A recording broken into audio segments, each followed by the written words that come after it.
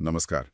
आज हम कुछ बहुत दिलचस्प नोट्स पर बात कर रहे हैं। जी। ये ऑल नोट्स 672025 से हैं जी। और ये चेतना की स्वभाव, उसकी असलियत, प्रकृति, इस पर फोकस करते हैं। हाँ, चेतना क्या है ये समझने की कोशिश। बिल्कुल। और हमारा मकसद है कि इन नोट्स से समझे कि चेतना का सार क्या है, हम्म। गुण क्या है और शायद सबसे जरूरी, दुख से मुक्ति से इसका क्या संबंध है। ये बहुत महत्वपूर्ण बिंदु है। तो चलिए शुरू करते हैं। एक बड़ा विचार जो इन नोट्स में है वो ये कि चेतना शुद्ध चेतना है हाँ, और परम सत्य का एक अविच्छिन्न अंश है। ये सुनने में ही काफी गहरा लगता है। बिल्कुल। अविच्छिन्न मतलब जो टूट नहीं सकता, अलग नहीं हो सकता। सही। तो इसे और समझने के लिए नोट्स भगवत गीता के एक श्लोक का जिक्र करते हैं।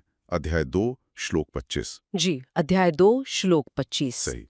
इसमें चेतना के लिए 3 शब्द इस्तेमाल हुए हैं। अव्यक्तोयम, अचिंत्योयम और अविकार्योयम। हाँ, ये 3 बहुत महत्वपूर्ण गुण हैं। तो पहला शब्द लेते हैं, अव्यक्त। अव्यक्तो अयम, इसका क्या मतलब है यहाँ? हाँ, अव्यक्त का सीधा सा मतलब है जो व्यक्त न हो। मतलब जिसे हमारी जो सामान्य इंद्रियां हैं, आंख, कान, नाक, त्वचा, जी। उनसे पकड़ा न जा सके। ये उनकी पहुंच से परे है। जैसे हवा महसूस होती है हाँ। पर दिखती नहीं। चेतना उससे भी ज्यादा सूक्ष्म है। अच्छा, तो मतलब ये कोई भौतिक चीज नहीं है जिसे हम देख या छू सकें। बिल्कुल नहीं। ये हमारी 5 इंद्रियों के दायरे से बाहर है। ठीक है।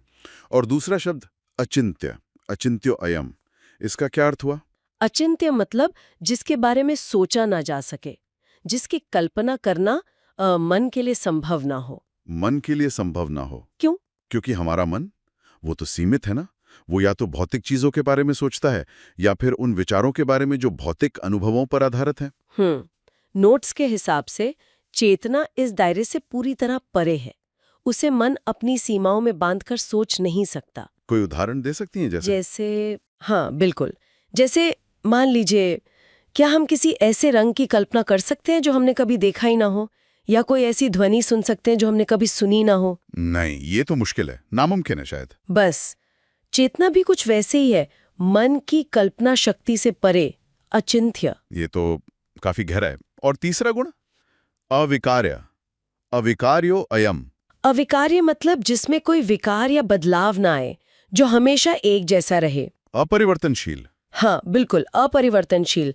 नोट्स कहते हैं ना कि ये परम सत्य का अंश है। जी। तो जैसे परम सत्य हमेशा एक जैसा, शाश्वत और अपरिवर्तनशील माना जाता है, वैसे ही चेतना भी अपने मूल स्वभाव में कभी बदलती नहीं, वो स्थिर है। अच्छा, तो ये 3 गुण हुए, अव्यक्त, अचिंत्य, अविकार्य। जी। नोट्स में कुछ और गुणों का भी जिक्र है, जैसे कि ये शाश्वत है, मतलब हमेशा रहने वाली। हाँ, जिसे नष्ट नहीं किया जा सकता, न काटा जा सकता है, न जलाया जा सकता है, न पानी भिगो सकता है, न हवा सुखा सकती है। ये गीता में भी आता है। बिल्कुल। और सर्वव्यापी, पूरे शरीर में फैली हुई। हाँ, सर्वव्यापी, मतलब ये चेतना ही है जो पूरे शरीर को चेतन बनाती है।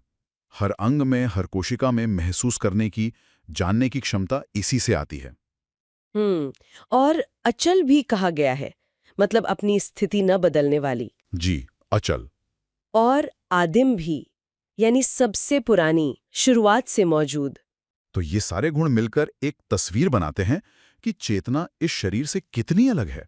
बिल्कुल, यही सबसे महत्वपूर्ण बात है जो ये नोट्स उजागर कर रहे हैं।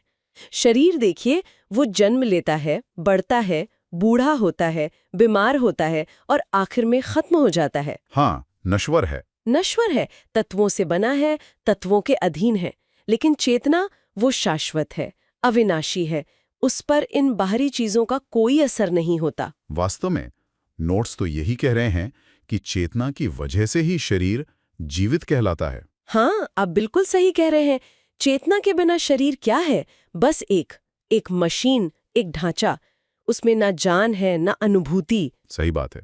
चेतना ही उसे जीवन देती है। तो अगर हम ये समझ लें कि हमारी असली पहचान ये शरीर नहीं, बल्कि वो चेतना है जो अव्यक्त, अचिंत्य, अविकार्य, शाश्वत, अविनाशी है, तो फिर गीता के उस श्लोक की जो आखिरी पंक्ति है, तस्मा देवम विदित्वेनम नानुशोचितुम अर्हसि, इसका व्यवहारिक मतलब क्या निकलता है? इसका बहुत बहुत गहरा व्यवहारिक मतलब है। बताइए।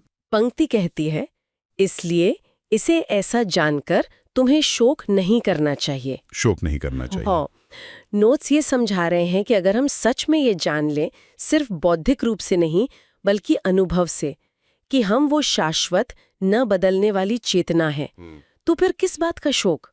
शरीर नश्वर है, वो जाएगा। दुनिया की चीजें अस्थायी हैं, वो बदलेंगी, खोएंगी। दुख तो अक्सर इन्हीं नश्वर चीजों से मोह या अटैचमेंट के कारण होता है ना? हाँ बिल्कुल, लगाव से। जी, लेकिन अगर हमारी पहचान ही वो है जो कभी नष्ट नहीं होती, कभी बदलती नहीं, तो फिर इन अस्थायी चीजों के आने जाने से होने वाला शोक वो बेमानी हो जाता है। मतलब ये ज्ञान हमें दुख से ऊपर उठने में मदद करता है। हाँ बिल्कुल, क्योंकि जो असली है, जो वास्तविक हम हैं, वो तो हमेशा सुरक्षित है, हमेशा मौजूद है, उसे कोई हानि नहीं पहुंचा सकता। शोक तो नश्वरता के बोध से जुड़ा है। तो संक्षेप में कहें, इन नोट्स का सार यह है कि चेतना को उसके असली रूप में जानना, कि वो शाश्वत है, अपरिवर्तनशील है, इस शरीर और दुनिया की उथल-पुथल से परे है। जी, यही हमें जीवन के दुखों और शोक से मुक्ति का रास्ता दिखा सकता है। बिल्कुल सही। यही केंद्रीय संदेश लगता है इन नोट्स का। बहुत खूब। और यहाँ एक सोचने वाली बात भी उभरती है ना? क्या?